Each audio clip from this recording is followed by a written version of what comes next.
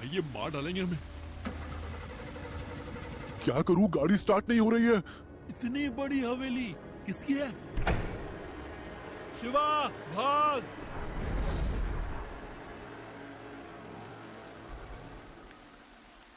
शिवा और जग्गू दोनों ही हैरान होकर रास्ते की तरफ देख रहे थे।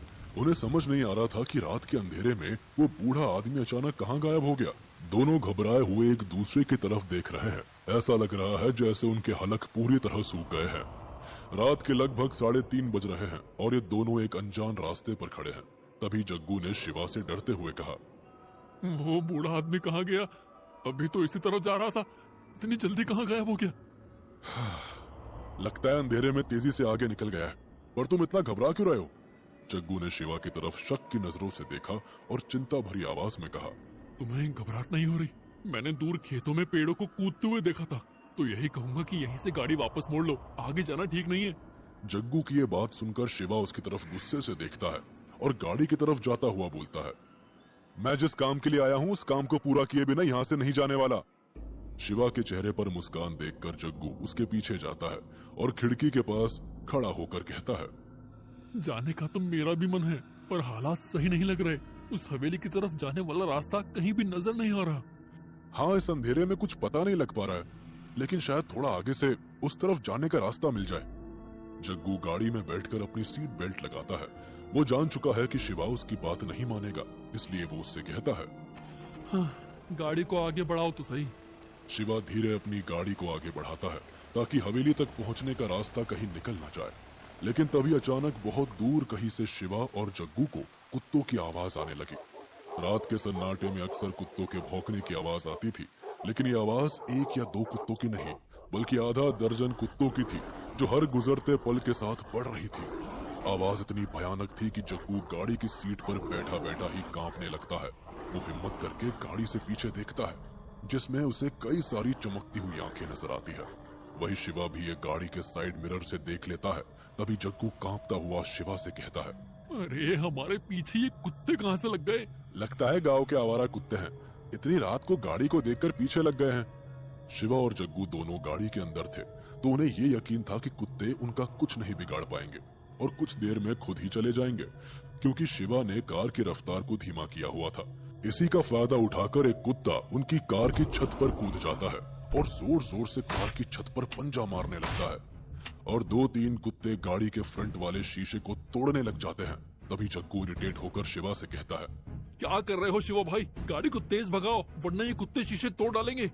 जग्गू की बात मानकर शिवा एक्सेलरेटर पर पांव रखकर गाड़ी को एक झटके के साथ दौड़ाने लगता है, जिससे गाड़ी पर चढ़े कुत्ते नीचे आ गिरते हैं और उन्हें पीछे छोड़ते हुए ना जाने कैसे गाड़ी एक रास्ते पर आ जाती है, जिसे देखकर शिवा जग्गू से खुश होते हुए कहता है, लो जग्गू, लगता है यही रास्ता हवेली की तरफ जाएगा, पर इस रास्ते को देखकर बड़ी हैरानी हो रही है।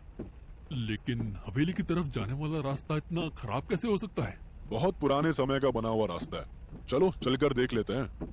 हवेली जैसे जैसे करीब आ रही थी उसकी ऊंचाई बढ़ती जा रही थी, जिसे देखकर जग्गू अभी भी डर रहा था, लेकिन शिवा बहुत खुश था। वो जग्गू से कहता है, जग्गू, लगता है हम सही रास्ते पर है और अगले 5-7 मिनट में हम हवेली के सामने पहुंच जाएंगे। मुझे तो बड़ा अजीब लग रहा है इस हवेली को देखकर।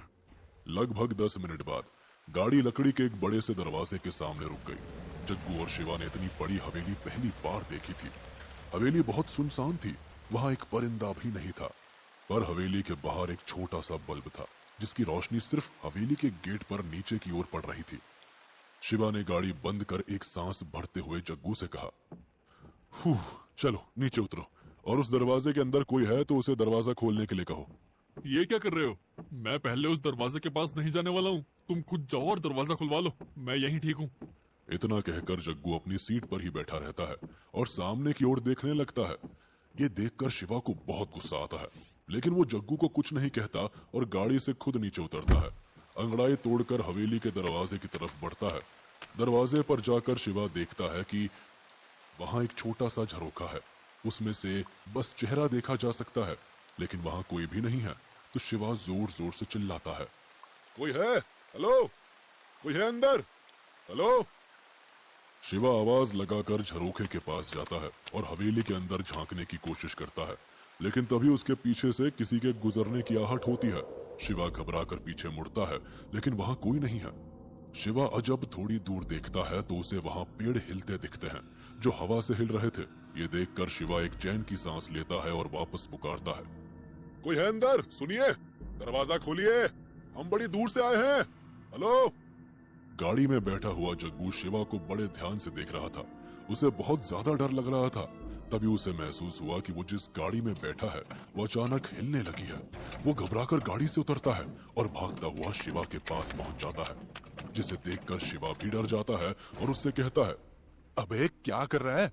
क्यों डरा रहा है मुझे? आराम से नहीं आ सकता?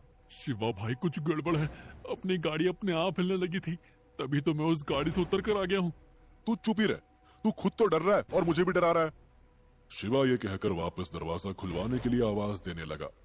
तभी इन दोनों के कानों में दूर से कुत्तों के भौंकने की आवाज पड़ती है। हर गुजरते हुए पल के साथ ये आवाज बढ़ने लगती है। शिवा और जग्गू इन आवाजों को सुनकर बहुत घबरा जाते हैं। जग्गू की डर के मारे हवा टाइट हो रही है। तभी वो शिवा से कहता है, शिवा भाई चलो निकलते हैं, कुत्ते हमारी तरफ ही आ रहे हैं, शायद उन्हें तुम्हारी ऊंची आवाज सुनाई दे गई है। ये दरवाजा भी कोई नहीं खोल रहा है। लगता है जो भी दरवाजे के उस पार बैठा है गहरी नींद में सो गया है। चलो जल्दी से गाड़ी में बैठो, दरवाजा बाद में खुलवा लेंगे, पहले इन कुत्तों से बचना है। दोनों गाड़ी की तरफ मुड़ते ही है, तभी उन्हें दरवाजा खुलने की आवाज सुनाई देती है। वहीं दूसरी तरफ से बहुत सारे कुत्ते इनकी तरफ दौड़ कर आ रहे थे।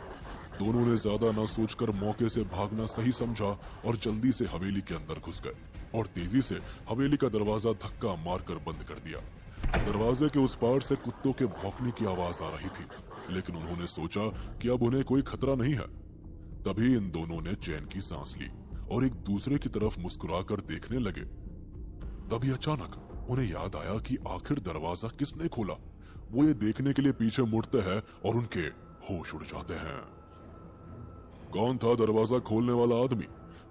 कैसी थी यह हवेली? क्या अब शिवा और जग्गू हवेली से बाहर आ पाएंगे? जानने के लिए सुने अगला भाग।